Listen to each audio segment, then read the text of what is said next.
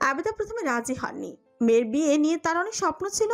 মেয়ের জন্য বেশ কিছু গহনাও গড়িয়ে রেখেছিলেন, আলমারিতে তুলে রেখেছিলেন শাড়ি। কিন্তু অলিউল খান স্ত্রীর কথা না শুনে রাজি হয়ে গেলেন। তিনিও আর দেরি করতে চান না। মেয়ের বয়স তো আর কম হলো না, লোকে সুযোগ পেলে খোঁচা দেয়। তাছাড়া আজকালকার বিয়ের বাজারে সব দিক থেকে এমন ভালো ছেলে পাওয়া যায়। বংশ ভালো হলেও ছেলে দেখতে শুনতে ভালো হলে বংশমর্যাদা খারাপ। এই ছেলে অবশ্য সব দিক থেকেই নিখুঁত নয়। পূর্বে বিবাহ বিচ্ছেদ ঘটেছিল, তবে এটা আহামরি কোনো বিষয় নয়। তাই সেই রাতে মাসুমকে নিয়ে বাড়িতে গিয়েছিলেন তিনি। শাড়ি গহনা নিয়ে আসতে নানির ঘরে বউ সেজে বসে আছি শালিক, পাশে নানি সৈয়দুন নেসা, মা আবেদা, মামি, খালা আর খালাতো ফুপাতো বোনেরা তাকে ঘিরে বসে আছে।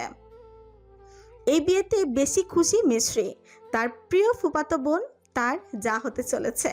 এখন থেকে শাহবাড়িতে আর তাকে একা থাকতে হবে না, তারও একজন সঙ্গী হবে।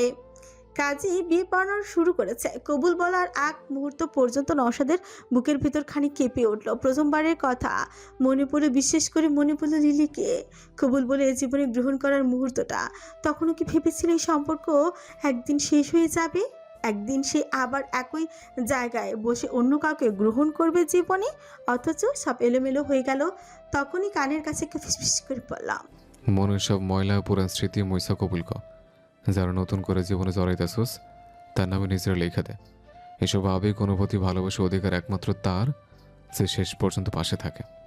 নশো চমকে উঠলো। পাশে তাকাতে দেখতে পেল তার জীবনের সব সমস্যার সমাধান বড় ভাইকে। চোখ বন্ধ করলো সে, ফুস করে নিঃশ্বাস ফেলে বলে দিল 3 কবল। জীবনের সবটুকু লিখে দিল আরেক নতুন নারীর নামে।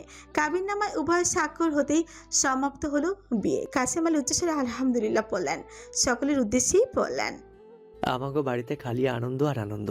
কাল বাড়িতে রুহুলের বউ আইলো, আমার পোলা আর মায়ের ঘরে নাতি নাতনি হইব। এখন আবার আমার ভাগ্নিরও বিয়া হইয়া গেল। এক গ্রামে থাকবো।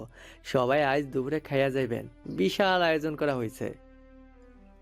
স্থান একসময় ফাঁকা হয়ে গেল। নওশাদকে নববধূর কাছে যেতে বলা হলেও সে গেল না, বরং বাড়ি থেকে বেরিয়ে গেল। নাজির সবাইকে বুঝ দিল হুট করে বিয়ে হয়, সে লজ্জা পাচ্ছে। রাতে না হয় দেখা সাক্ষাৎ করবে। নাজির বাড়ি যাচ্ছিল, চাচাদের সঙ্গে মাঝ রাস্তাতে দেখা হয়ে গেল তার। দুজনেই এদিকেই আসছিল। পেছনে সামিউল সেই প্রথমে বলল, নওশাদের নাকি বিয়া। এই খবর কিনা মাইনষের কাছ থেকে জানতে হইল। আমগো বাড়িত কি হইছে? হাতের ইশারায় ছেলেকে থামিয়ে দিলেন আমিরুল শাহ। ভাতিজার উদ্দেশ্যে বললেন, বিয়ার পরে আমরা পর, আর মাস্টার বাড়ি আপন হইয়া গেছে। হ্যাগোলগে সব শত্রুতা শেষ। তগো অভিভাবক কি আমরা না? তোর বিয়ার কথাবার্তাও তো আমরা কইছিলাম। তাহলে নওশাদের বিয়ার সময় আমাগো ছাড়াই নিজেরা সব সিদ্ধান্ত নিয়ে নিলি কেমনে? আইয়েন বাড়িতে যাই। প্রশ্নের উত্তর দে। আমার বিয়ের সময় আমার বাপের অসুখ আছিল, তো অভিভাবক আসছিলেন আপনারা। কিন্তু নওশাদের অভিভাবক হিসেবে এর বড় ভাই আছে, এতকাল সব দায়িত্ব পালন করছে। বড় ভাই থাকতে অন্য কেউ গুরুত্বপূর্ণ সিদ্ধান্ত কেন নিব? এই বিয়ে আমার দাদা শ্বশুরের মরার আগে ঠিক করে গেছিল। আজকের আয়োজন সব আমার শ্বশুর আর শাশু শ্বশুরের। এত ভালো সুযোগ কেউ হাতছাড়া করে? রাইতে হুট করে সিদ্ধান্ত নেওয়া হইল যে সকালে বিয়া, তাই সবাই সকালে জানছেন। তাইলে বাড়ি যাবো কেন? বিয়া শেষ। মানে? সকলে অবাক হলো। নাজির বাড়ির দিকে হাঁটা ধরল। শেষ মানে শেষ। আপনি রাইতে দেরি করে ফেলাইছেন। থাক, দুপুরে দাওয়াত খেতে যান। আমি যাই। নতুন বউর লাগিয়া চাষিকে সব গোছাইতে কই। আমিরুল শাহ হতভম্ব হয়ে গেলেন। ছেলে ভাইয়ের উদ্দেশ্যেই বললেন, কি কইয়া গেল আয়? বিয়া শেষ মানে আমাগো ছাড়াই বিয়া শেষ? মুমিনুল শাহ নীরব দর্শক হয়ে রইলেন। তার হিসেবে কিছু যায় আসে না। নওশাদকে সারাদিন আর পাওয়া গেল না কোথাও। নাজির বাড়ি ফিরে সবাইকে জানালো, সাথে চাচিদের গালমন্দ খেলো। ঘরগুলো কলিমার মাকে দিয়ে পরিষ্কার করিয়ে নতুন করে আবারও উঠোন লেপালো। ভাই ভাবিদের দিয়ে সাজানো হলো নওশাদের বাসর। বউ ভাতের অনুষ্ঠান শেষ হলো। নতুন বউ নিয়ে বাড়ি ফিরল নওশাদ। অলিউল খান আবেদা ও মেয়ের সাথে তার শ্বশুরবাড়িতে এলেন। শুধু শ্যালকদের উপর বিশ্বাস করে অপরিচিত এক ছেলের কাছে মেয়ে বিয়ে দিচ্ছেন। ছেলের বাড়িঘর না দেখলে কি হয়? চারিদিকে চাপা গুঞ্জন। এই প্রথম শাহ বাড়ির কোনো ছেলে তালাক খাওয়ার পরেই ঘরে নতুন বউ তুলেছে। মর্জিনা নতুন বউয়ের মুখ দেখেই বললেন, এইবারের বউরা বালা হইলেই হয়। হন মাইয়া, মন দিয়া সংসার করবা, স্বামীর কথা শুনবা, বাড়ির বড় গো সম্মান করবা, মাইয়া মাইসের এইটুকু সহ্য করতে না পারলে এখনো সংসার করা হয় না। শালিক ঘোমটার আড়লে মাথা নিচু করে রাখলো। ধীরে ধীরে ঘর থেকে লোকজন কমলো। আবেদা মেয়ের পক্ষ থেকে হেসে বললেন, আমাগো বাড়ির মাইয়া গো এইসব শিখাই বড় করছি ভাবি। একজন তো সংসার করে খাইতাছে, শালিকও পারবো। আপনারা তাও নিজেগো মতন একটু শিখাইয়া পড়াইয়া লইয়েন। তার কইতে নাজিরের বউরা ভালা পড়ছে কথা শুনে, তাই নওশাদের আগের বউটা তেমন বালা ছিল না। জামাইয়ের কথা শুনতো না, কিছু হইলে দৌড় দিত বাপের বাড়ি। তাই তো শেষমেশ সংসার টিকে নাই। আল্লাহ যা করেন ভালো লিগেই করেন, কার ভাগ্যে কি আছে আগে থেকে কেউ জানে? আবেদা সহমত প্রশ্ন করলেন। ঠিক কইছেন, ওর বাপে কত পোলা দেখলো, কিন্তু শেষমেশ বিয়া হইল আমার বাপের বাড়ির এলাকার আই। আবেদার সঙ্গে মর্জিনার ভালোই ভাব জমল। দুজন একই প্রকৃতির মানুষ। মর্জিনা শাহ বাড়িতে বউ হিসেবে পা দেওয়ার পূর্বে আবেদার বিয়ে হয়ে গিয়েছিল, তাই তাদের এই প্রথম দেখা সাক্ষাৎ হলো। সন্ধ্যার দিকে অলিউল খান আবেদা মেয়েকে রেখেই বিদায় নিয়ে চলে গেলেন বাড়িতে। মেয়েকে আর নতুন জামাইকে এসে নিয়ে যাবেন পরশু। মিস্ত্রি শিউলি মিলে শালিককে নওশাদের ঘরে নিয়ে বসালো। ঘোমটার আড়াল থেকে মুখ বের করলো সে। হাঁপাতে হাঁপাতে পড়ল, একটু পানি দে। শিউলি পানি আনতে গেল। মিস্ত্রি উচ্ছ্বাসিত কণ্ঠে বলে উঠল, আমার কি যে আনন্দ হচ্ছে শালিকাপা। আর আনন্দ, আমার তো ডরে হাত পা কাঁপতাছে। শ্বশুর শাশুড়ি নাকি নাই, কেমনে সংসার করবো? ঢং, তোমার তো তাও বোন আছে। আর আমি যখন এসেছিলাম তখন আমার কেউই ছিল না, পুরোপুরি একা ছিলাম আমি। বাবা ভাইরাও এই বাড়িতে পা রাখতো না। কি ঝড়ের মধ্যে দিয়ে যে গিয়েছি।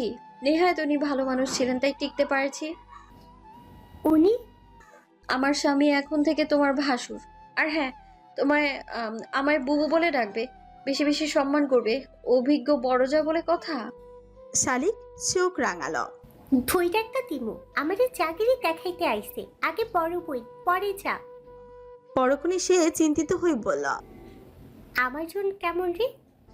একেবারে আমার জন। ভ্রু নাচালো মিস্ত্রি। শালিক লজ্জা পেল, জোরপূর্বক রাগ দেখানোর চেষ্টা করে বলল, কন্যা, তোর দেওরা কেমন? মানুষ তো ভালো, নরম, ভদ্র, 10 কথায় রা পড়ে না। মেয়েদের চোখে সঙ্গে চোখ নামিয়ে কথা বলে। এই যে আমি বয়সে কত ছোট, তবুও কখনো অসম্মান করেনি। আর 4-5টা দেওরের মতো হাসি ঠাট্টাও করে না। যা বলার বলবে, কথা বলবে একান্তই প্রয়োজন হলে, নইলে তাকাবেও না পর্যন্ত। এখন বউয়ের কাছে কেমন হয় সেটাই দেখার পালা। আমার জন্য তো বাইরে সিংহ, ভেতরে ঘরের ভেতরে বউয়ের কাছে বিলাই। কস কি? হ্যাঁ, যদিও শুরুতে সিংহই ছিল, কথায় কথায় ধমকাতো, রাগ দেখাতো। পরে গিয়ে আমিও পাল্টা ধমক দেওয়া শুরু করলাম। বকলে সেজে গুজে কান্না করতে বসতাম। ব্যাস, হয়ে গেল সিংহ থেকে বিলাই। এখন আমি সিংহী। মহা চালাক হইয়া গেছিস তো। পরিস্থিতি আর স্বামী করেছে। হাসা একটা কথা ক, তোর দেওরের তালাক হইছিল কেন? শুধু কি মাইয়ারই দোষ? আমি অত শত জানি না। আমি এই বাড়িতে আসার অনেক দিন আগেই বিয়ে করেছিল। শুনেছিলাম ভালোবাসার বিয়ে। যখন এলাম তখন তো ভালোই লাগলো। সুন্দর করে কথা বলতো, আমাকে অনেকবার সাজিয়ে দিয়েছিল, শাড়ি পরা শিখিয়েছিল। সমস্যা হচ্ছে মানসিকতার। দুইজন দুই পরিবেশের মানুষ। একজন শান্ত, প্রতিবাদ করতে পারে না, আরেকজন অশান্ত, রাগী, খুঁতখুঁতে। সংসার করতে গেলে একটু তো মানিয়ে নিতেই হয়, তাই না? শুরুতে আমার তো এখানে থাকতেই ইচ্ছে করেনি। লোকটাকেও সহ্য হতো না একদমই। বাপের বাড়িতে চলে যেতাম, দাদাজানের কাছে নালিশ জানাতাম। আব্বা বড় ভাইজানদের কাছে কথা বলাও বন্ধ করে দিয়েছিলাম তাদের সাথে। কিন্তু দাদি আমায় বোঝালো, উনিও নরম, যত্নশীল হওয়া শুরু করলেন। তাই শেষ পর্যন্ত সংসারটা টিকে ছিল। তাদের ক্ষেত্রে এমনটা হয়নি। দুই পক্ষের কেউ কাউকে ছাড় দেয়নি। শালিক শুধু মাথা নাড়ল। সে বুঝদার সাংসারিক মেয়ে, মায়ের সংসার সব হাতে খড়ির মতোই শিখেছে। ভাই হওয়ার পর সে আর বড় বোন মিলেই তো গোটা সংসার সামলেছে। মিষ্টি পুনরায় গম্ভীর কণ্ঠে বলল, ছাড় না দিলে, ত্যাগ না করলে শুধু সংসার কেন, কোনো কিছুই টেকে না। তাই বলে একজন ছাড় দেবে, ত্যাগ করবে, আর অপরজন তার ফায়দা লুটবে, এমনটা হওয়া উচিত না। উনি বলেন স্বামী স্ত্রী একে অন্যের পোশাক। পোশাক যেমন মানুষের লজ্জা ধরে রাখে, তেমনি স্বামী স্ত্রীকে একে অন্যের দোষ ত্রুটি গোপন রাখতে হয়। ভুল বোঝাবুঝি, ঝগড়া, ঝামেলা সব জায়গাতেই হয়। পৃথিবীতে কেউ সব দিক থেকে সুখী বা নিখুঁত হয় না। তাই সেই ঝামেলা ঘরের মধ্যে লোকচক্ষুর আড়ালে মিটিয়ে নেয়াই ভালো। লোকে জানলে ঝামেলা আরো জটিল হয়, আর বিয়ের পর মেয়েদের আপন মানুষ শুধু স্বামীই হয়। শালিকের মুখমণ্ডলে চাপা হাসির ছিলিক দেখা যায়।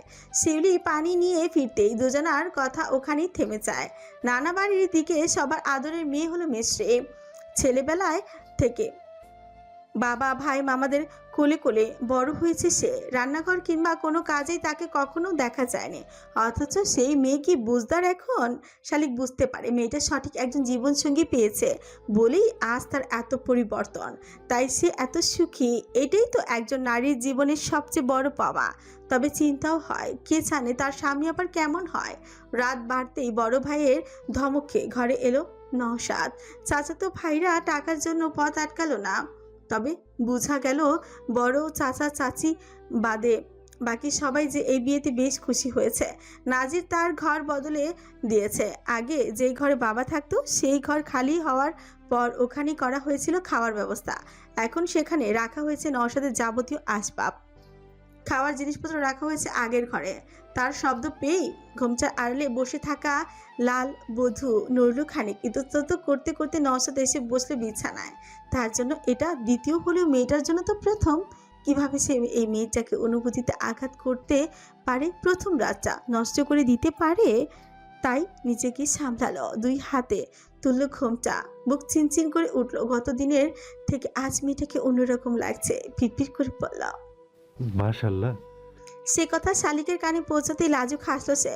পলক্ষীন চোখে তাকিয়ে থাকলো মেয়েটাকে। দেখলো নওশাদ, কথা খুঁজে না পেয়ে জিজ্ঞেস করল কেমন আছো? ফাল্গুনের শেষ সকাল, রোদের উত্তাপে ছিমিয়ে পড়া সোনালি ধানের খেতে শেষ দিচ্ছে কিষানের দল। এই বছর ফসলে পোকার আক্রমণ বেড়েছে, তাই দুবেলা ছিটাতে হচ্ছে কীটনাশক। নাজির উঁচু ঢিবিতে বসা, মুখে গামছা বেঁধে ফসলে কীটনাশক ছড়াচ্ছে লতিফ আর মোখলেস। একটু পরপর চিৎকার করে তাদের দিক নির্দেশনা দিচ্ছে সে। বামে দেশ না কেন বাড়া, ওই পাশে এগুলো লাগিয়ে নাই। একটা ধানও যদি নষ্ট হয়, দুইটার কপালে দুঃখ আছে। তার কথার মতেই সেখানে এসে উপস্থিত হলেন আমিরুল শাহ। নিজের জমি পরিদর্শন করে সোজা এখানে এসেছেন। লুঙ্গিতে এখনো কাদা লেগে আছে। মাথার উপরে ছাতা ধরে পাশে দাঁড়িয়ে আছে আব্বাস।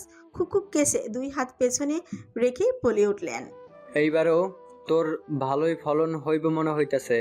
আমারটায় গিয়া দেখি পোকা ধরছে, তোর ভাগ্যের জমিটা ভালো পড়ছে। কথা থামিয়ে বসা থেকেই সেই দিকে তাকালো নাজির। হেসে বলল, সবই আল্লাহর রহমত চাচা। মাথা নাড়লেন তিনি। নাজিরকে উঠতে না দেখে নিজে ঘাসের উপর বসে পড়লেন। কিছুক্ষণ নীরব থেকে জিজ্ঞেস করলেন, সিরাজ কই? নাজির এত খুঁজলাম কিন্তু। ফ্রুজরা কুচকে গেল নাজিরের। বলল, এমন করে জেগে আছেন যেন আমি তারে হামলায় রাখছি। রাখোস নাই? কোনো কারণ আছে? না, নাই কইতাছস। তোর তাজা একটা মানুষ কেমনে গায়েব হইয়া যাইব? আমি তো কারণ দেখি না। হ্যাঁ, আমার কোন পাকা তারা মই দিছে যে আমি তার হামলায় রাখবো? আর রাখলেও কই রাখবো?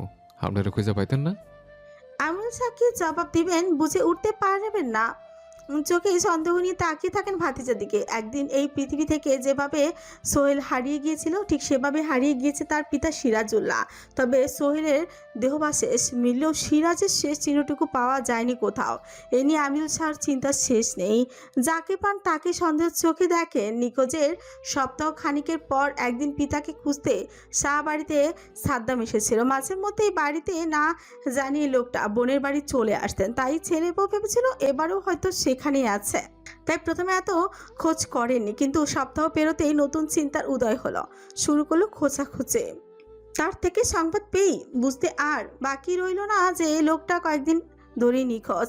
আমিরুল শাহ তৎক্ষণাৎ লোক লাগিয়ে শালককে অনেক খোঁজাখুঁজি করেছেন। খুঁজেছেন আচানক কোথায় গায়েব হয়ে গেল সে। যেই লোভী প্রকৃতির মানুষ, এত সহজে গা ঢাকা দেওয়ার তো নয়। তবে কি কোনো বিপদ হয়েছে? যত ভাবেন ততই ধীরে ধীরে আতঙ্কিত হয়ে ওঠেন। এই তো কয়েকদিন আগে ইউনিয়নের নির্বাচন শেষ হয়েছে।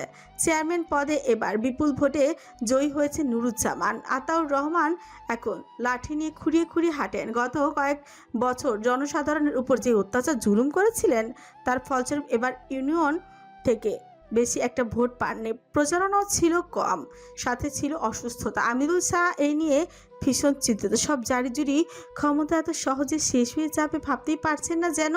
দীর্ঘশ্বাস ফেলে বললেন, তুই হঠাৎ এত শান্ত কেন নাজির? তো কি ছিলাম? আমি যতটুকু চিনি জানি তুই শান্ত থাকার মানুষ না।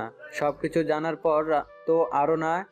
চোখে মুখে প্রবল আত্মবিশ্বাস, শরীর সেখানে ঠাঁই পায় কৌতূহল। নাজির ঘাড় ঘুরিয়ে চাচার দিকে পুনরায় তাকালো। মিলিত হলো দুজনার কঠোর দৃষ্টি। হাতের ইশারায় আব্বাসকে দূরে যাওয়ার নির্দেশ দিলেন। আমিরুল শাহ বললেন, তোর চাচি কথায় কি তবে হাঁচা শৈলের কি তুই? দৃষ্টি সরিয়ে নিল নাজির। এবার শব্দ করে হেসে ফেলল। তার চাচাটাও না। নাজির কি ভেবেছিল আর তিনি কি বলছেন? যদি জানতে পারেন শুধু সোহেল নয়, সাথে সোহেলের বাপকেও এই পৃথিবী থেকে খুব কষ্ট দিয়ে বিদায় দিয়েছে সে, এমনকি বহু বছর আগে করা তাদের পাপের কথাও সে জেনে গিয়েছে, তখন কি হবে? নাজিরের হাসি আরো চওড়া হয়, মনে মনে আহড়ায়। জানার আগে আপনারও পথ থেকে সরাই দিব চাচা, তখন আপনি অনেক আফসোস করবেন কেন যে সোহানের পোলা দুইটারে বাঁচিয়ে রাখলাম। আমিরুল শাহের ভেতর আজ বহুদিনের ভয় দেখা দিল। এই হাসিটাই যেন তার সব প্রশ্নের উত্তর। মাটি আঁকড়ে ধরে বলেন, আমি বিশ্বাস করি নাই। সামিউলের মায় সিরাজ কয়া পরে বিশ্বাস করি নাই। আমি আরো কইছি নাজির আর যাই হোক মানুষ মারতে পারে না। কেন আমরুল শাহ বলে নাজির শাহ কেন পারবো না? নাজিরের কি মন নাই, কষ্ট নাই? নাজিরের কি বাঁচার অধিকার নাই, সুন্দর জীবন পাওয়ার ইচ্ছা নাই? প্রশ্নের উত্তর দিতে পারেন না তিনি। নাজিরের হাসি থেমে গেল, চোয়াল হলো শক্ত পলা। আমার লগে এতকাল যা করার করছেন, আমি মুখে অনেক কিছু কইলেও সরসের প্রতিবাদ করি নাই। আপনাকে কাছে কিছু চাই নাই, যা করার নিজে করছে। শেষে শুধু একটু ভালো থাকতে চাইছে, বউ লইয়া শান্তিতে সংসার করতে চাইছে। এতটুকু আপনারা সহ্য করতে পারলেন না। ফরিদে বার্নারে তো আমি নিজের মা মনে করছি। হ্যাঁ, কেমনে পারলে এমন করতে? দেওয়ারের পোলা বললাই কি? যাজ্ঞা, যা হওয়ার হইয়া গেছে। আমার কোনো অপরাধ বোধ নাই। যা করছে নিজের লাইকা, নিজের বউর লাইকা করছে। আমরা তো জানেনি নাজির শাহ আল্লাহ স্যার আর কাউরে ডরায় না। তবুও তো পাপ। মানুষ মারা বড় পাপ। সবার লগে পাপ যায় না। দুইনের দিকে সবাই পবিত্র। কারো পবিত্র রাখার লাইকে একজনের না একজনের পাপ করতেই হয়। আমি পাপ না করলে আমার বউ অপবিত্র হইতো, আমার সুন্দর একটা সংসার নষ্ট হইতো। হয়তো বাপ হওয়ার আনন্দ কি জানতেই পাইতাম না। নিজের মানুষের লাইকে মানুষ অনেক কিছুই করতে পারে, এটা তো সামান্য একটা খুন। ঘামে আমিরুল শাহের পরে পাঞ্জাবিটা ভিজে উঠেন। দুদিনের স্ত্রীর জন্য যার কাছে খুন সাধারণ ব্যাপার, সে যখন জানতে পারবে তার বাবা মায়ের পরিণতির কথা, তখন কি হবে? অনেক কষ্টে উঠতে পারলেন তিনি। হাতটা বাড়িয়ে দিয়ে বলেন, আমারে বাড়িতে লইয়া চল আব্বাস, আজ অনেক গরম পড়ছে। আব্বাস দৌড়ে এসে মালিকের হাত ধরল, অপর হাত মাথার উপর ছাতা ধরে চলল বাড়ির পথে। নাজিরের মধ্যে কোনো ভাবান্ত লক্ষ্য করা গেল না, না দেখা গেল ভয়। সে ওখানেই বেখেয়ালি ঠায় বসে রইল। ঘর গোছানো, খাওয়া দাওয়া বাদে সংসারের যাবতীয় কাজ মিস্ত্রির জন্য নিষিদ্ধ। বিয়ে খেয়ে বাপের বাড়ি থেকে ফেরার সপ্তাহখানিক পরে তাকে শহরে নিয়ে ডাক্তার দেখিয়ে এনেছে নাজির। দাদির সন্দেহ ভুল না, আসলে মেয়েটা গর্ভবতী। এই নিয়ে নাজির খুশি যেন আর ধরে না। আশেপাশে সবাইকে ধরে ধরে মিষ্টি খাইয়েছে, সাথে ঘোষণা দিয়েছে সন্তান হওয়ার পর গ্রামবাসীকে একবেলা ভোজন করাবে। যা কাজ মিল্টনের মেজ বোন এসেই করে দেয় এখন, সাথে বোনরূপী যা শালিক তো আছেই। ফরিদা সেই সব দেখে মুখ বাঁকালেন। দুনিয়া তার কেউরি তো পলাপাইন হয় নাই যত ঢং। 9 মাসের পেট লইয়া 3 বেলা ভাত রাঁধছি, সকালে আতর ঘরে নারী সিরা পলাপাইন জন্ম দিয়া দুপুরে রাঁধছি, তো হইছে কি এখনো তর তাজা শরীর। মিষ্টি জবাব দিল না। এই মহিলাকে সে মনে প্রাণে ঘৃণা করে। ভাইরা জানলে এতদিনে এর জবানি কেটে নিত। মিল্টনের বোন চুমকিকে তাকাতে দিয়ে বলল, আলুটা লম্বা লম্বা করে কাটো, কাটা শেষ হলে চাল ধুয়ে চুলায় বসিয়ে দিও। বাদ বাকি রান্না আমি করে নেব। নাজির ভাই আন্নেরে চুলার পাড়ে যাইতে দিতে নিষেধ করছে ভাবি। রাখো তোমার ভাইয়ের কথা, উনি বেশি বেশি করেন। প্রথম বাপ হতে যাচ্ছেন তো। চুমকি মুচকি হাসলো। শালিক এসে বসলো পাশে। গতকাল বাপের বাড়ি থেকে ফিরেছে, নওশাদ গিয়ে নিয়ে এসেছে। বলল, নিষেধ করছে যখন দরকার নাই, তুই পাশে বইয়া থাকিস, আমিই রান্নু। তুই পারিস? তোর মতো নাকি? শালিক সব পারে। তাদের দেখে ফরিদা এসে বসলো। এখানে বিড়বিড় করছেন। শিউলি বিতি মিলে নামার জমি থেকে শুকনো পাতা টাবায় করে এনে উঠোনে রোদে মেলে দিচ্ছে। বড় আম গাছটার ছায়ার নিচে পিড়ি পেতে বসে মর্জিনা চাল বাচ্ছেন। জিজ্ঞেস করলেন, এখনো আপনার বাইরে খুঁজা পান নাই? এত বড় একটা মানুষ গেল কই? শকুনের নজর লাগছে। প্রথমে আমার ভাই পুত্রে খাইলো, এখন আবার আমার ভাই ডারে কই গেছে? এমনে তো নিখোঁজ হওয়ার মানুষ আমার ভাই না? বিলকিসের জামাইও খুঁজছে, পায় নাই। শুনছি শেষ নাকি বাজারের চায়ের দোকানে দেখা গেছিল, তারপর আর কেউ দেখে নাই। হ্যারে ক্যাডাই কি করব? করলে তো এত বছরে করতে পারতো। কানাওয়ালাও ধরে নাই তো। ফরিদা কিছুক্ষণ থম মেরে বসেল। গ্রাম বাংলায় প্রচলিত কানাওয়ালা এক ধরনের অপ্রতিকস্থ রোগ বা জিনের আছর। যখন কোনো মানুষ কানাওয়ালার পাল্লায় পড়ে তখন সে নিজের চেনা জায়গাকেও অচেনা মনে করে। এতে মানুষ দিকভ্রান্ত হয়ে একই পথে বারবার ঘুরতে থাকে। বেশিরভাগ সময় এটি ঘুমন্ত মানুষদের নিয়ে খেলা করে, স্মৃতির বিভ্রাট খচিয়ে খাল বিলে নিয়ে ডুবিয়ে মারে। এমন ঘটনা গ্রামে অহরহ ঘটেছে। ফরিদার মনে সন্দেহের দানা বাঁধে। তারও তো সঙ্গে এমন দুর্ঘটনা কয়েকবারও হয়েছে। ঘুমের ঘোরে রাতের বেলা দরজা খুলে বেরিয়ে যেতে চেয়েছিলেন, তৎক্ষণাৎ স্বামী তাকে ধরে নিয়েছিলেন। ঘুম থেকে জেগে তো তার আর কিছুই মনে পড়ে না। ভাইয়ের সঙ্গে এটা হতেই পারে। নাজির না হয় সোহেলকে হত্যা করেছে, তার স্ত্রী ঘরে ঢুকে শ্লীলতাহানির চেষ্টা করায়, কিন্তু সিরাজকে কেন খুন করতে যাবে? সে কি আদৌ কিছু জানে? জানলে তাদের কেন কিছু বলছে না? চুপ থাকার ছেলে তো নাজির নয়। এত কি চিন্তা করতেছেন বুবু? মর্জিনার কথা হুঁশ ফিল ফরিদা। ভাবুক কঞ্চি বললেন, ভুল কিছু কস নাই, এইটাও হইতে পারে।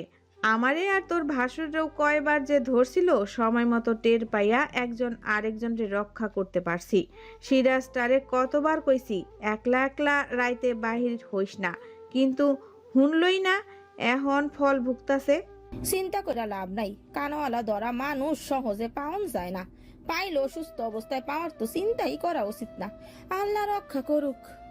ফরিদা আর কথা বাড়ালেন না। পুত্রবধূকে চুলোয় ভাত বসানোর নির্দেশ দিয়ে পটের বিবি সেজে বসে রইলেন বারান্দায়। অসুস্থ আমিরুল শাহ ধরে ধরে বাড়িতে নিয়ে এলো আব্বাস। কাচারি ঘরের কেদারায় বসলো। ফরিদা স্বামীর এই অবস্থা দেখে পিছু পিছু দৌড়ে এলেন। জগ থেকে গ্লাসে পানি ভরে টেবিলে রেখে ফ্যান ছেড়ে দিলেন। বিচলিত কণ্ঠে জিজ্ঞেস করলেন, আমনের আবার কি হইল? ভালা সুস্থ মানুষ ঘর থাইকা বাহির হইলেন, এখন এই অবস্থা কেন?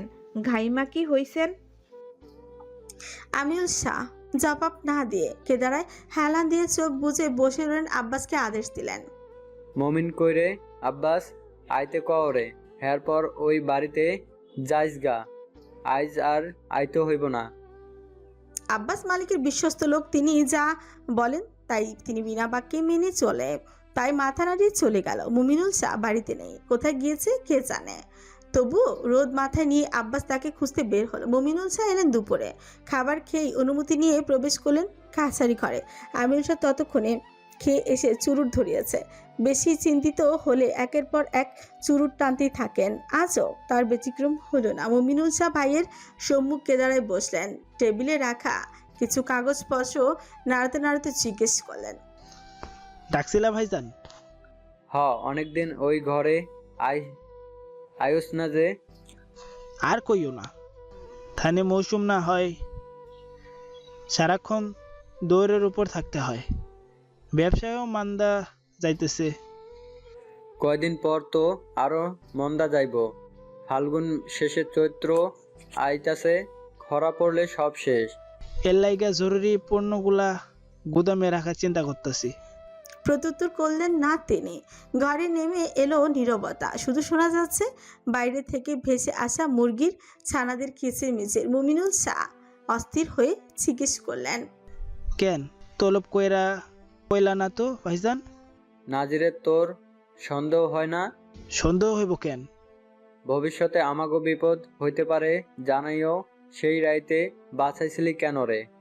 আমি বাঁচাইছিলাম কই ভাইজান, ভাবি যা কইছে তাই তো করছি। কিছুক্ষণের জন্য আবার চুপ রইলেন। আমিরুল শাহ দীর্ঘশ্বাস ফেলে বললেন, মাস্টার বাড়ির লগে সম্পর্ক ঠিক হওয়ার পর থাইকা ওর সাহস দিন দিন বাড়তাছে। এমনিতেই ওরে আমার ডর লাগে। এখন তো কলিজা কাঁপে। কি করবো মমিন, আমরা আমরা মনে হয় বড় কাঁচা কাম কইরা ফেলছি। আতাউর এইবার হাইরা গেল। নুরুলের লগে মাস্টার বাড়ির মানসগো সম্পর্ক অনেক ভালা। বইরা আকবরের হ্যার বিয়ার সাক্ষী হয়েছিল।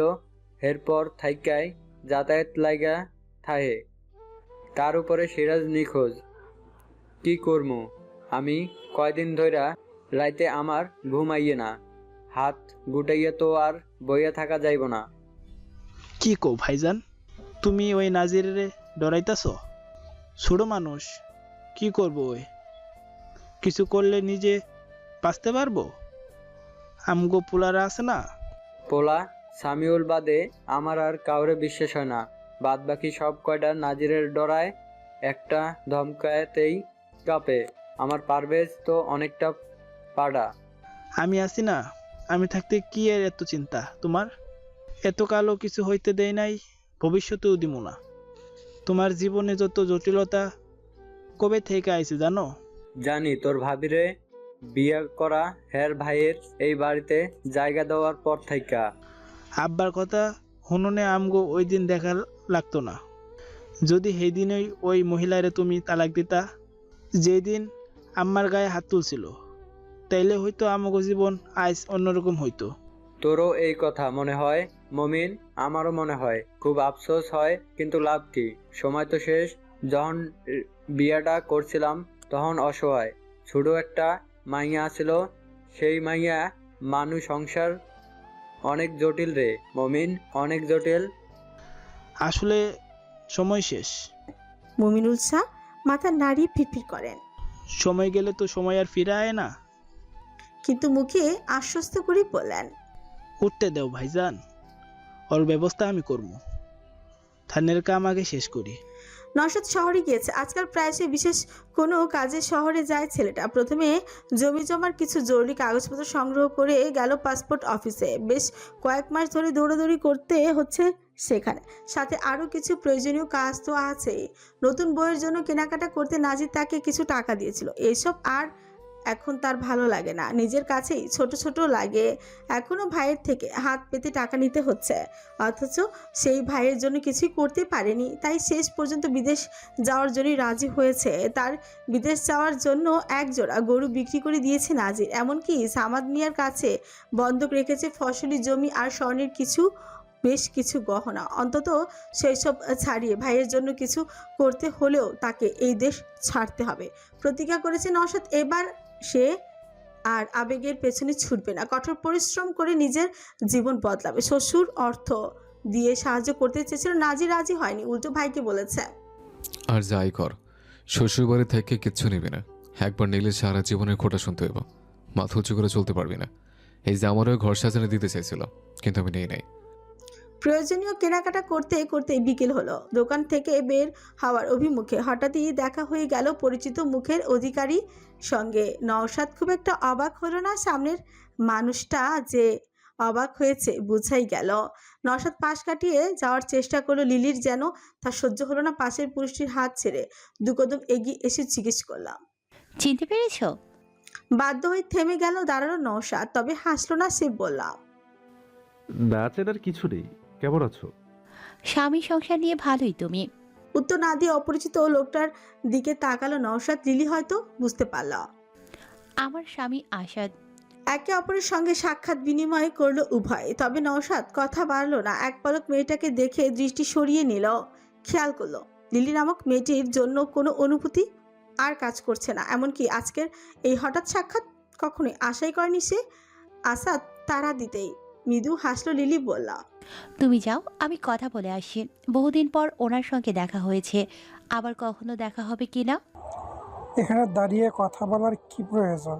চলুন ভাই, চা খেতে খেতে না হয় পরিচিত হওয়া যাবে।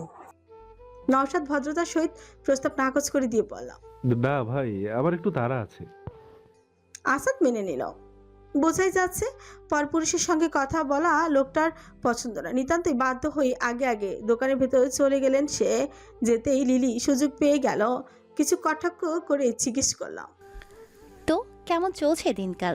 কি করছো আজকাল? চাকরি, ব্যবসা, নাকি যেভাবে রেখে এসেছিলাম সেভাবেই আছো? দেখে তাই মনে হচ্ছে। বুঝতে পারছি না, বিয়ে করনি নাকি এখনো পুরনো স্মৃতি ভুলতে পারোনি? তুমি এত তাড়াতাড়ি ভুলতে পারলে আমি কেন পারবো না? পাগলামি তো তোমারই বেশি ছিল। উত্তর পছন্দ হলো না লিলি। নওশাদ এবার কঠোর হলো খানিকটা। সপ্তাহ 2 আগে ভাইয়ের পছন্দে বিয়ে করেছি। মেয়ে সুন্দরী, উচ্চ বংশের, সম্পর্কে ভাবির ফুপুর মেয়ে। আর হ্যাঁ, সামনের মাসে দেশ ছেড়ে সিঙ্গাপুর চলে যাচ্ছি। হাস্যজল মুখখানা মলিন হয়ে গেল লিলির। তা দেখে নওশাদ সন্তুষ্ট হলো, জিজ্ঞেস করলো, এবার সত্যি করে বলো, কেমন আছো? যেই সুখের আশায় আমায় ছেড়েছিলে সেই সুখের দেখা পেয়েছো? পেয়েছি মানে খুব সুখে আছি। আমার স্বামী আসাদ ব্যাংকের ম্যানেজার। শ্বশুরবাড়ির পরিবার বেশ সম্ভ্রান্ত, দেখে বোঝা যাচ্ছে না? দামি শাড়ি, গহনা আর সুখের মধ্যে বিস্তর পার্থক্য রয়েছে। তোমার কপালে শুকিয়ে যাওয়া ঘা আর হাতের পোড়া দাগ দেখলেই বোঝা যায়। হ্যাঁ, আজ আসি, ভালো থেকো। যদিও অন্যকে কষ্ট দিয়ে কখনো ভালো থাকা যায় না।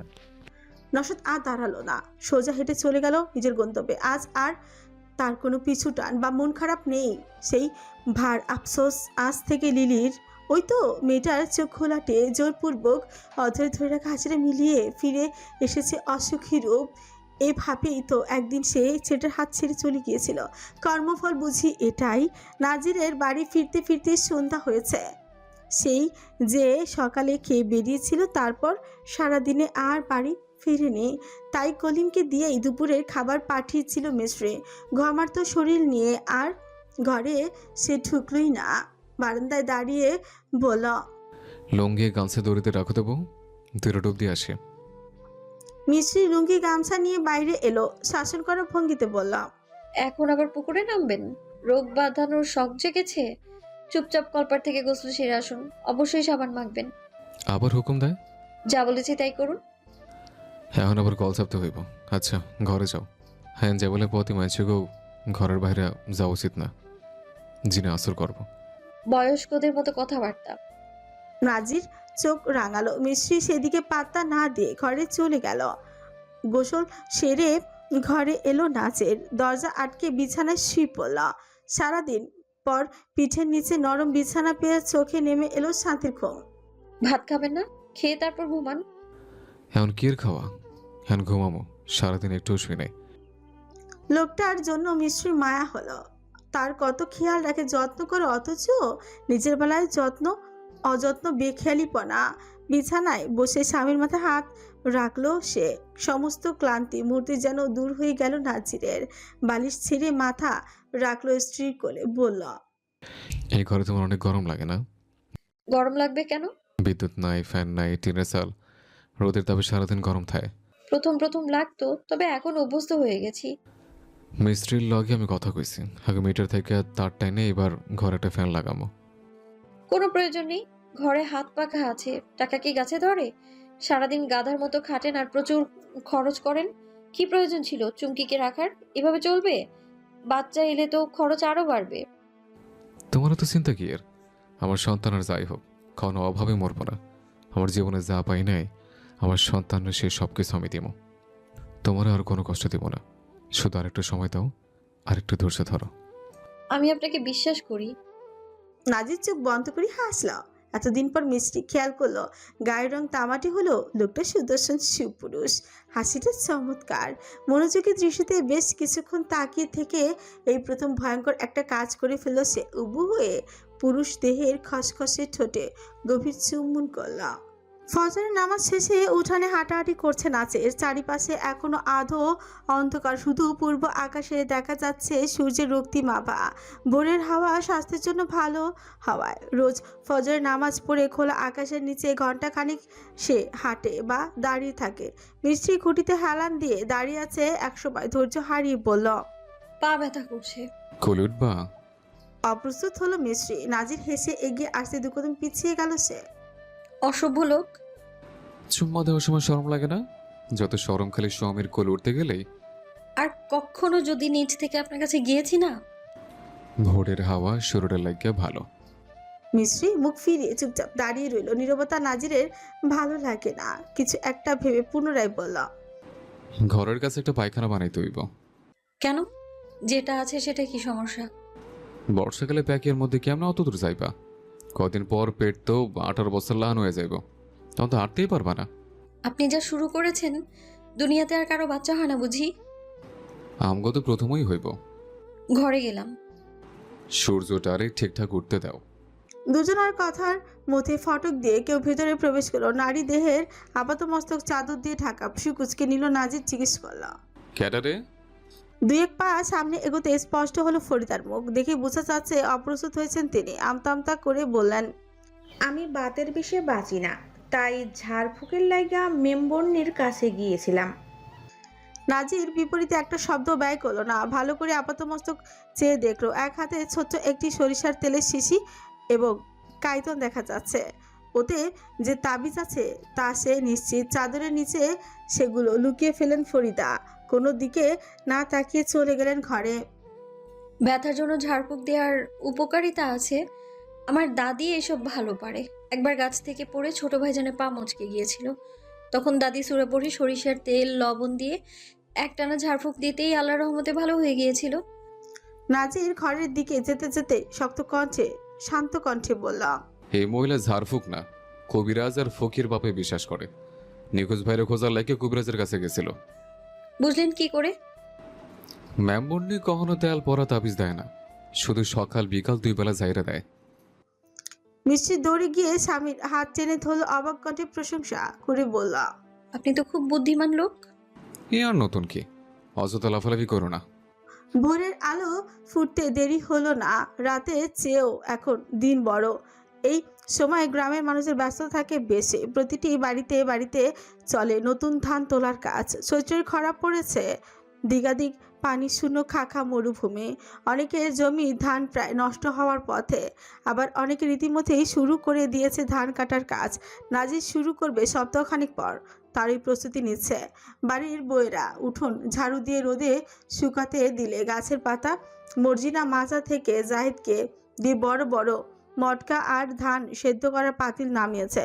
পুত্রবধূকে তাগাদা দিয়ে বললেন, ওই যে চুলার পাশ ছাই আছে, যাও পুষ্পিনী থেকে ডেকটি মাইজা আনো।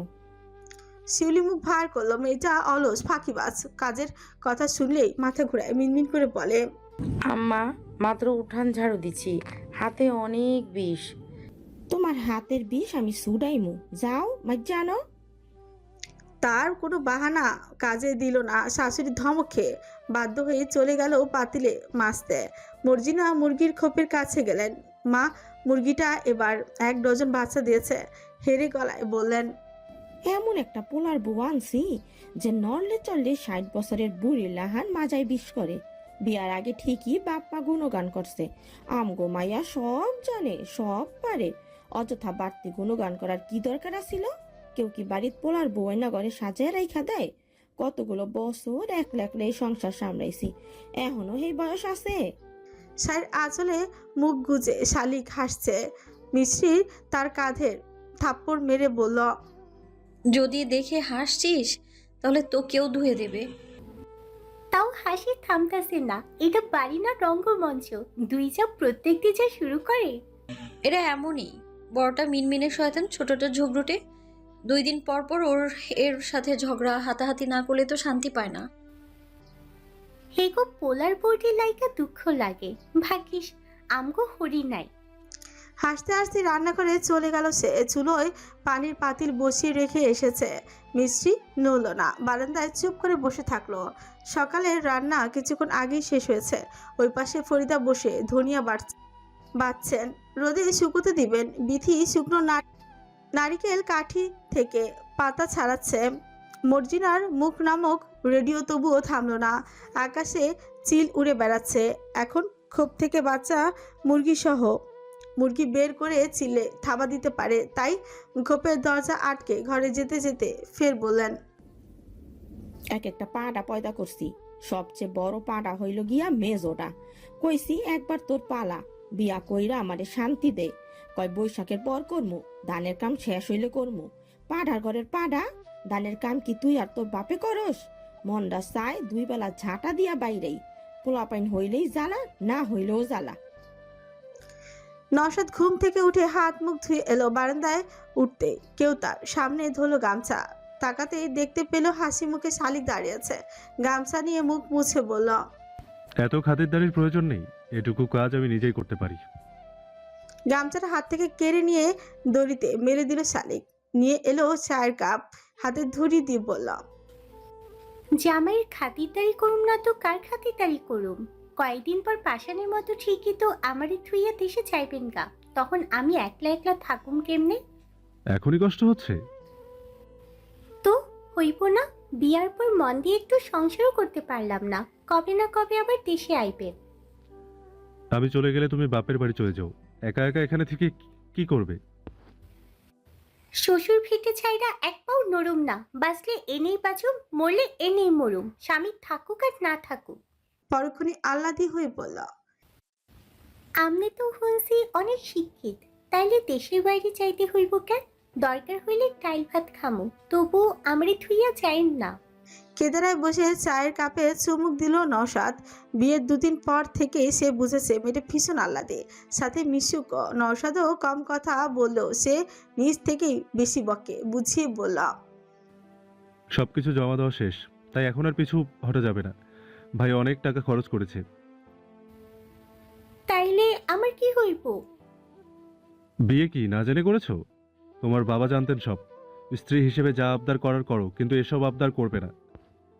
শালিকের মন খারাপ হলো, মুখ বাকি বলল, আমনে খারাপ লোক, বইয়ের লোকে কেমন ব্যবহার করতে হয় জানেন না, তেল টাকাই আমনের বউ টিকেন না। নওশাদ চমকে তাকালো, দাঁতে দাঁত পিষে বলল, কি বললে? এই মেয়ে দাঁড়াও বলছি। শালিক দাঁড়ালো না, চলে গেল মিশ্রির কাছে। বাড়ির আঙিনায় বেশ কতক মরিচ গাছ লাগিয়েছে মিশ্রি, সেই গাছে এখন মরিচ ধরেছে। নাজির আবার ঝাল ছাড়া খেতে পারে না, বিশেষ করে মরিচ কামড়ে ভাত খেতে খুব পছন্দ করে। ঘরের ভাত বেড়ে রেখে এসেছে মিশ্রি, এখন গাছ থেকে মরিচ নিতে এসেছে। মরিচ তোলার সময় খেয়াল করলো গাছের গোড়ায় মাটি আলগা। ভাইজান তোরে ডাকে, এনে কি করস? মরিচ নিতে এসেছিলাম, কিন্তু মাটি আলগা কেন? মনে হয় মুরগিতে খুঁজছে। দেখে তো তা মনে হচ্ছে না। কৌতূহল নিয়ে সেদিকে হাত বাড়ে মিশ্রি, দেখে বোঝা যাচ্ছে নিড়ানি দিয়ে কেউ ইচ্ছে করে মাটি আলগা করে হাত দিয়ে চাপা দিয়েছে। কি করতাছো মাইয়া? হাত গুটি সামনে তাকালো মিশ্রি। আতঙ্কিত ফরিদা দৌড়ে এলেন তাদের কাছে, চাপা ক্ষোভ প্রকাশ করে বললেন, কি করো দুজনে? যা ইচ্ছে করি, আপনার কি? মুখে মুখে তর্ক, সাহস তো কম না? এই কথা তো আমার বলা উচিত, আপনার সাহস তো কম না। এত গলার জোর আসে কোত্থেকে? চুপসে গেলেন ফরিদা, আশেপাশে তাকিয়ে সাবধান হয়ে বললেন, তোমার পেডে না পলাই পান হঠাৎ উবর হইতাছিলা, তাই মেজাজ খারাপ হইয়া গেছিল। এই অবস্থায় উবর হওয়া ভালো না, পলাই পাইনের ক্ষতি হইতে পারে। মিষ্টি হুঁশ ফিল, অজান্তে এই হাত চলে গেল পেঁচে। মিনমিন স্বরে বলল, মাটি আলগা দেখে। ছোটজনের ছাগলের পাড়া লাইগা উল্টায় গেছিল, তাই আমি নিড়ানি দিয়া মাটি সরাইয়া ঠিক করছি। কথা বাড়ালেন না মিশ্রি, ঘরের দিকে হাঁটা ধরল। শালিক ফিসফিস করে বলল, গুরুজনের লগে এটা কেমন ব্যবহার? আগে পিছে যা ইচ্ছে কর, তাই বললা সামনাসামনি দুর্ব্যবহার। খারাপ কি কইছে চাচি? গুরুজন না ছাই, আজ তো একটা রাক্ষসী। মুখ সামলা মিস্ত্রি, কি অধপতন! আমি খারাপের কিছু তো দেখলাম না, শুরু থেকেই তো ভালা। তুই কয়দিন হয়েছে এসেছিস? আমিও প্রথম প্রথম একে খুব ভালো মনে করেছিলাম, যা বলতো তাই শুনতাম। এরপর দেখলাম আসল রূপ, ছি কি ভয়ঙ্কর! অমানুষ চরিত্রহীন মহিলা। নিজের স্বামীকে জিজ্ঞেস করিস, মনে রাখবি দুষ্টু লোকেরাই মিষ্টি কথা বলে বেশি। শালিক কি বলে বুঝে উঠতে পারল না। বিয়ের পর থেকে মিশ্রিকে চিনতে তার অসুবিধা হচ্ছে। মেয়েটা বদলে গেছে, স্বাস্থ্যেরও অবনতি ঘটেছে, খাওয়ায়ও মন নেই, খেতে বসলে গা গুলিয়েছে। নাস্তা খেয়ে নওশাদকে নিয়ে ধান মিলে যাওয়ার উদ্দেশ্যে বাড়ি থেকে বেরিয়েছিল নাসের। কিছুক্ষণ পর গামছা ভর্তি বড়ই নিয়ে একাই ফিরে এলো। মিষ্টি পিড়িতে বসে পালং শাক বাচ্ছিল, এসেই তার কোলের উপর রেখেই বলল, তোমার লাইগা কত বড় গাছ উঠতে হইছে, এখন পানি খাওয়াও। আমি চেয়েছি? কাল না কইলা খালি টক খাইতে মন চায়? পুরোপুরি পাকেনি, তবে দেখতে সুন্দর লাগছে। লবণ দিয়া খাইবা। মিশ্রি কাজ ফেলে উঠে গেল পানি আনতে। পানি খেয়ে গোয়ালের গরুদের ভুসি দিয়ে নাজির আবারও চলে গেল। পালং শাক বাছা শেষে শালিক সেগুলো নিয়ে গেল রান্নাঘরে। এখন রান্নাবান্নার দিকটা সেই সামলায়। মেয়েটা রান্নার হাত ভালো। গতকালই তো নওশাদ খেতে বসে খুব প্রশংসাই করছিল, কি যে ভালো লেগেছিল তার। আজকাল আমিনুল শাহর 2 ছেলেকে বাড়িতে কমই দেখা যায়। সামিউল বাবার বিভিন্ন কাজকর্মে ব্যস্ত থাকে, পারভেজ ঘুরে ভাইয়ের পিছু পিছু। দুপুরে নওশাদ খেতে এলেও নাজির এলো না। তার ব্যস্ততা এখন আকাশচুম্বী। ধান মিলে আবার জমজমাট হয়ে উঠেছে, সেখানেই সারাদিন পড়ে থাকে। সাথে তো আবার ধানের জমিও রয়েছে। নওশাদ এসেই গোসলের জন্য কলপার গেল। স্ত্রীকে দেখে অবাক হলো। শালি কল চেপে বালতি ভর্তি করছে। এতক্ষণে একটা বালতি ভরা শেষ, এখন দ্বিতীয়টি বালতি ভরার কাজ চলছে। জিজ্ঞেস করলো, এখনো তুমি গোসল করোনি? না, কেন? আমি গোসল করলে আমনেরে গোসলের লাইকা পানি ভইরা দিব ক্যাডাই? এই পানি আমার জন্য? হ। আমি ভরতে বলেছি? কইতে হইব কেন, শুরু থেকে দেখা আইছি আমার আম্মাই প্রত্যেকদিন আব্বার লাইকা বালতির পর বালতি গোসলের পানি ভইটা রাখতো। যতক্ষণ না আব্বাই গোসল শেষ হয় ততক্ষণ কলপাড়ির সামনে দাঁড়াইয়া থাকতো, পিঠ মাইচা দিত। গোসল শেষে কাপড় ধুইয়া শুকাতে দিয়া এরপর নিজে গোসলে যাইতো। 1-2 বালতিতে আব্বার আবার হয় না, কমপক্ষে 3-4 বালতি তো লাগেই। পুষ্কানি বা কুয়ার পানিতে আবার খাঁচানি উঠে, তার উপরে রোগী কি না। নওশাদকে দূরে সরিয়ে দিয়ে নিজেই কল চাপতে লাগলো। চমৎকার হেসে বলল, আমি তোমার আব্বার মতো রাগী মানুষ নই, এদিক ওদিক হলে বউয়ের গায়ে হাত তোলার মতো মানুষও নই, তাই আমার ভয় এত কষ্ট করতে হবে না। রান্নাবান্না শেষে সময় মতো গোসল করে নেবে, ক্ষুধা পেলে খেয়ে নেবে, এত অপেক্ষার প্রয়োজন নেই। আমি মোটেও তোমার উপর রাগ করব না। কেন করবেন না, স্বামী সেবা করা সোয়াবের কাম। নিজের উপর জুলুম করে স্বামী সেবা করার কোনো প্রয়োজন নেই, শুধু যতটুকু বলবো ততটুকুই করবে। আমার উপরে অযথা কেউ মাতব্বরি করবে, অবাধ্য হবে, এটা আমার পছন্দ না। আমি যাকে খুব করে চেয়েছিলাম, ভালোবেসেছিলাম, তাকেও ছেড়েছিলাম শুধুমাত্র অবাধ্যতার কারণে। আশা করি তুমি তার মতো হবে না। তো কার মতন হমু? নিজের মতো। নিজের মতো? হ্যাঁ, কখনো অন্যের প্ররোচনায় পড়ে কোনো কাজ করবেন না, সিদ্ধান্ত নেবে না। যা করবে নিজের মস্তিষ্ক বিবেক দিয়ে ভেবে করবে, সর্বদা আল্লাহকে ভয় করবে। এটাকেই বলে নিজের মতো। যারা অন্যের মিষ্টি কথায় ভুলে যায়, অন্যের সিদ্ধান্তকে নিজের সিদ্ধান্ত বলে মেনে নেয়, আল্লাহকে ভয় করে না, অন্যায় করতে পিছপা হয় না, মিথ্যাবাদী ঝগড়ুটে, তারা কখনো ভালো থাকতে পারে না, দুনিয়ার জীবনেও নয়, পরকালেও নয়। শালিক চুপ হয়ে গেল। তাকে কলের পুতুলের মতো দাঁড়িয়ে থাকতে দেখে নাকের ডগায় আঙুল দিয়ে খোঁচা দিয়ে নওশাদ বলল, কি হলো, যাচ্ছ না কেন? গোসল করা দেখবে? দেখলে সমস্যা? ভারী নির্লজ্জ মেয়ে তো। আগে তুমি গোসল করে বের হও, আমি বাইরে আছি। নওশাদ বেরিয়ে গেল। বাধ্য হয়ে শালিক নিজে সর্বপ্রথম গোসল সারলো, তারপর করলো নওশাদ। মিস্ত্রি আবার এসবে আগ্রহ নেই। আগে নাজিরের জন্য কখনোই সে অপেক্ষা করেনি, একা একা গোসল করে, খাবার খেয়ে ঘুমিয়ে পড়তো। তবে এখন আর তেমন করে না। গোসল আগে সারলো, খাবার খায় স্বামীর সাথে বসে, দেরি হলে অপেক্ষা করে। নাজির এলো বিকেলে, ঘামে জুবুথুবু অবস্থা হয়ে। ফিরেই নিত্যদিনের মতন অস্থির হয়ে পুকুরে গিয়ে ইচ্ছে মতো ডুব দিল, সাঁতার কাটলো, আবার কলপার গিয়ে শরীর মেজে ঘরে ফিরল। মিশ্রি গামছা নিয়ে এগিয়ে আসতে সে বসে পড়ল বিছানায়। স্বামীর ভেজা চুল মুছে দিতে দিতে মিশ্রি শাসন করে বলল, আমার একটা কথাও শুনেন না? পেটে কিছু পড়েছে নাকি সেই সকালে বাড়ি থেকে যা খেয়ে বেরিয়েছিলেন তাই? চা না, বিস্কুট খাইছি। এসবে পেট ভরে আপনি দিন দিন অসহ্যকর হয়ে যাচ্ছেন, নিজের কোনো খেয়ালই নেই। আমার লাগে তুমি আসো না।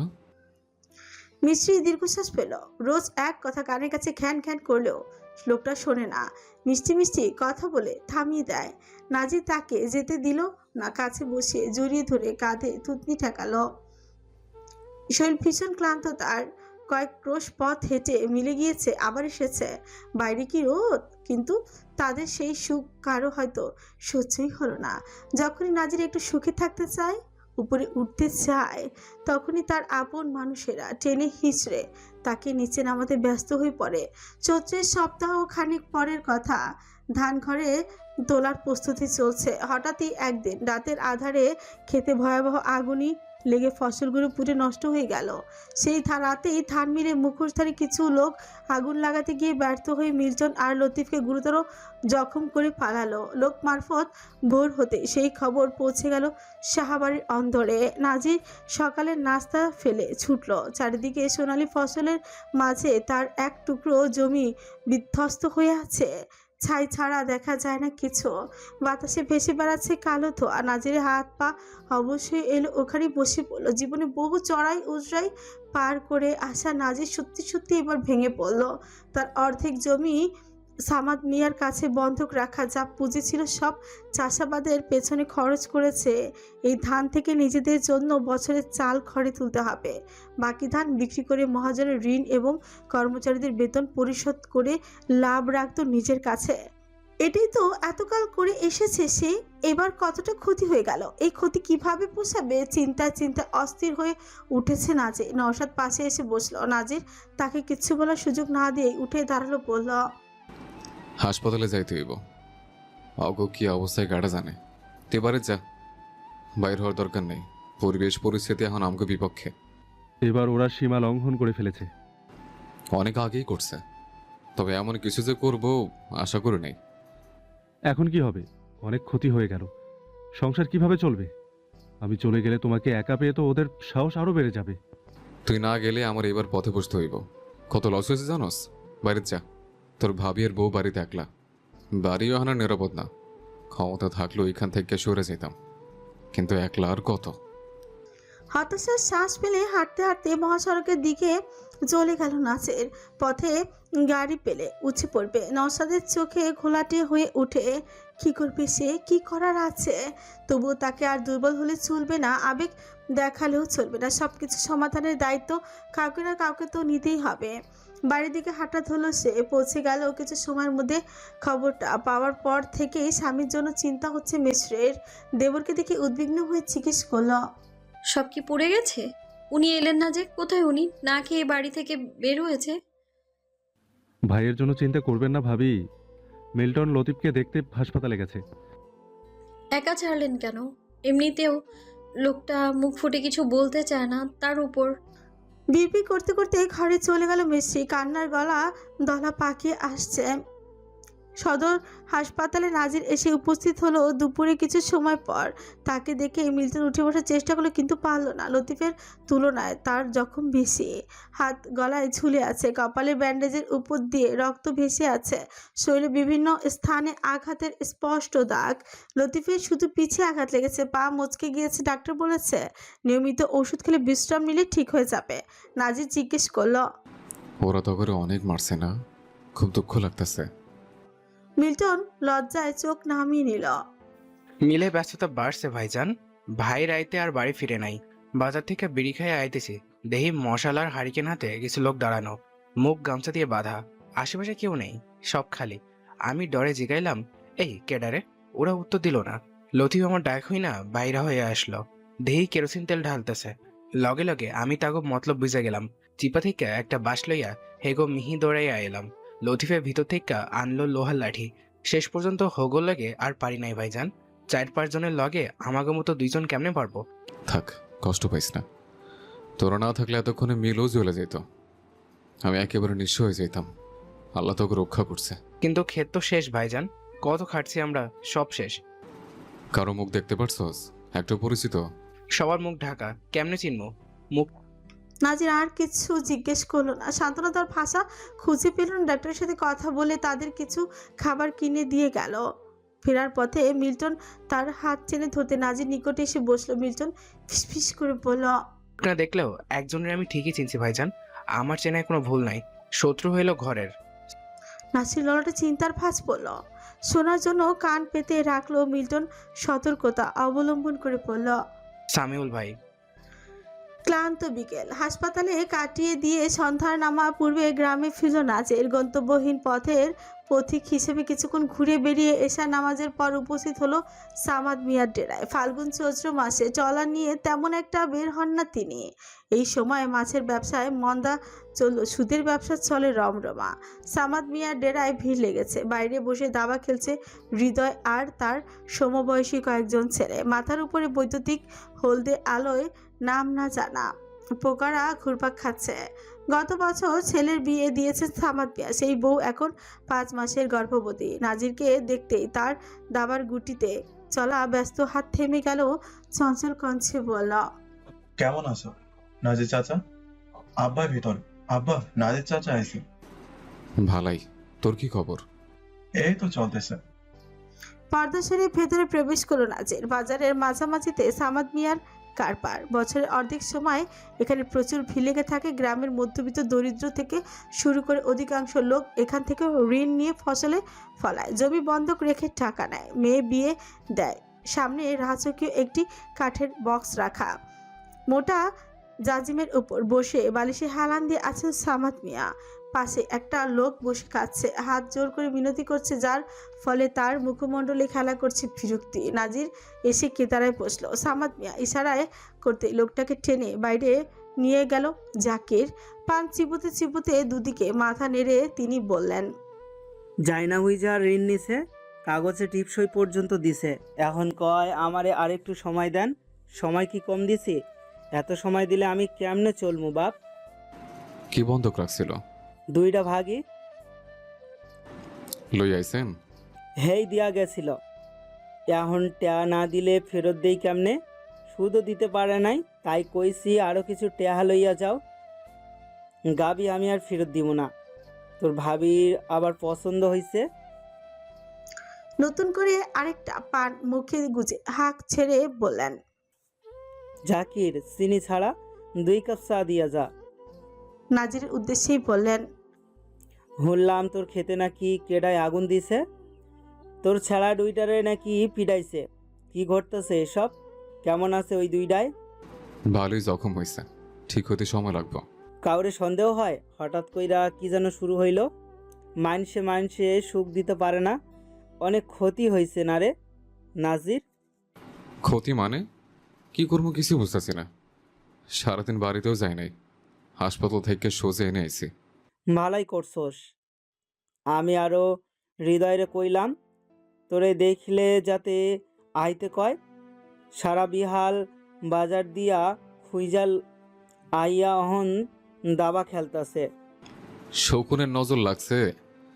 নওশাদের বিদেশ পাঠানোর লাগে কত ধার দেনা করলাম, আপনার কাছে তো জমি বন্ধক রাখছি, অথচ জীবনে একটা টেহাও ঋণ নিয়ে নেই কেউ ঠিক। এখন আবার কত খরচ যে ধানে পিছে গেছে। কতদিন আগে গরু মরছে, কি করি কন্ত? হই না, আমারও খারাপ লাগতেছে, কিন্তু কি কমু ক? আমিও খাই সুদের ব্যবসা কইরা। বৈশাখ জ্যৈষ্ঠ আইলে ট্রলার লইয়া বাইর হই। লোক লাগামু নাকি? কার কাম জানা প্রয়োজন, শত্রুরে চিনে রাখা ভালো। লাভ কি ভাই? হ্যাঁ হিসেবে জড়ায়েন না, দরকার হইলে আমিই কমো। সময় আর একটু বাইরে দেওয়া যায় না? কি কস? এমনে করলে ব্যবসা টিকবো? আমি কি ঋণ খেলাপের মানুষ? প্রয়োজন হলে দ্বিগুণ ফিরাই দেবো না হয়। তোর যেই অবস্থা, এখন আরও টেহার প্রয়োজন। শুনছি তোর বউ নাহি পোয়াতি, এই সময়ে ভালো মন্দ খাওয়া লাগে। আবারও ভাইটাও তো বিয়া করছে। যতদিন না বিদেশে যাই ততদিন তোরও চালাইতে হইব। কেমনে শোধ করবি? এর থেইয়া লেখাপড়া কইরা জমি আমারে দিয়া দে, আমি ভালো দাম দিয়া দিমু। এই ব্যবসা আমার লোক অন্তত কইরেন না ভাই। শুরুতে যতদিন রক্ত আছে ততদিন নাজির শান না খাইয়া মরতে হইব না। আমি কি পরিস্থিতি থেকে উঠা দাঁড়াইছি আপনি খুব ভালো করেই জানেন। গোয়ালে এখনো গরু আছে, খাসি আছে, সামনের ঈদে বিক্রি করবো। মিল জমজমার চলতেছে, কয়েকদিন পর আরও জমবো। নওশাদেও দেশ ছাড়ব। ভালো এক কোম্পানিতে কাম পাইছে, মাসখানেক পর ওই রোজগার করব। মানুষের জীবনে সবসময় যেমন ভালো দিন থাকে না, তেমন খারাপ দিনও থাকে না। আপনি তো শিখাইছেন। জাকির চা দিয়ে গেল। সামাদ মিয়া খারদানে পিক ফেলে চায় চুমুক দিয়ে মাথা নাড়ালেন। তোর আমি বিশ্বাস করি, আমি চাই তোর অনেক উন্নতি হোক, কিন্তু নিজের ধান্দার কথাও তো ভাবতে হইব। তবে চাপ নেস না, এখনই টা দিতে কই নাই, কত সময় পায়রা রইছে। নাজিরের নিজেকে অসহায় লাগছে, এত অসহায় যে শেষ কবে সে হয়েছিল মনে পড়ে না। সামাদ মিয়া নিজের ব্যবসা নিয়ে কথা বলতে লাগলেন। অন্যমনস্ক নাজিরের শ্রবণালীতে শেষে পৌঁছালো না। তার চিন্তা বাড়ছে, মনে হচ্ছে মাথা ফেটে যাবে। ঘরে যা চাল আছে তা মাসখানেক পর শেষ হয়ে যাবে। এবছর চাল কিনেই খেতে হবে। মিল্টন লতিফের চিকিৎসার খরচও বহন করতে হবে। তার জন্য তো আজ ওদের এই দুরবস্থা। সামাদ মিয়া বেশ কয়েকবার ডাকলেন তাকে, শেষে আলতো ধাক্কা দিয়ে বললেন, কিরে কই হারাই গেছো? ধান ভাঙলো নাচিরের, আমতা আমতা করলো কিন্তু যথযুক্ত জবাব দিতে পারলো না। সামাদ মিয়া দূরত্ব মিটিয়ে একটু কাছে ঘেঁষলেন, সতর্ক কণ্ঠে বলে উঠলেন,